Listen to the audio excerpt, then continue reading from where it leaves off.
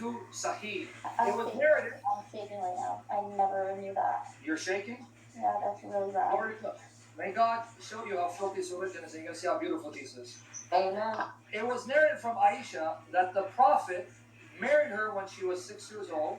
He consummated the marriage with her when she was 9, and she stayed with him for 9 years. Now here is how bad it gets.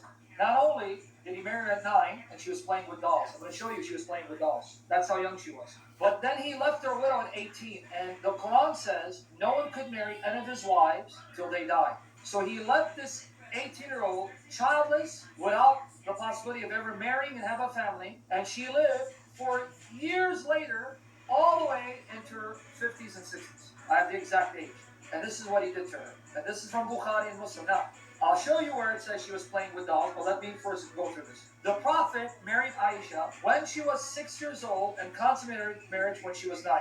Again, who? Al-Bukhari Muslim, but Muslim says she was 7 when he did the marriage contract. Now, don't forget, though, these ages are based on lunar calendar. So in a lunar calendar, a 7-year-old may be, according to the solar calendar, as young as 6, a 6 as young as 5, because they're going by the lunar calendar, not the solar calendar. Sahih Bukhari, Volume 8, Book 73, Hadith 151.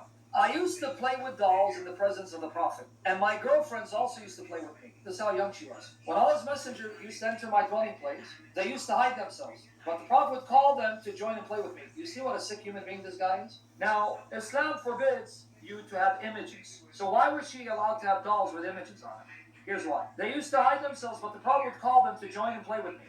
The playing with dolls and similar images is forbidden, but it was allowed for Aisha at that time. Why?